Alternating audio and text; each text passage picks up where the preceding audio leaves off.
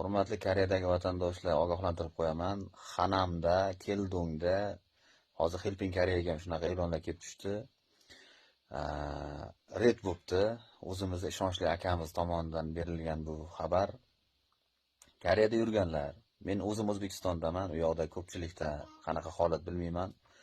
Danli moment qishda qiynalib qoldik, ishlashimiz kerak deb ishga chiqdingizmi? Iloji boricha obedga chiqqaningizda kiyinib chiqing.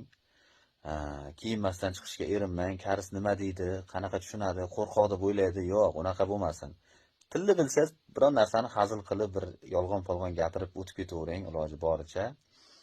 Keyin ishlamoqchi bo'lganlar oshxonaga chiqayotganda shunaqa xabar bo'lsa, ish joylaringizda ham ko'chaga ha deb chiqib, kirib, layla ushlab, e'tiborsizlik qilmaslik kerak. Red kuchli, fevralda nechinchisiga deyilgan red. Yana keyin boshqa xabarlar bo'lsa oldinda berib boramiz. Iloji boricha e'tiborli bo'lamiz. Go'sht bo'lib qolmaylik do'stlar.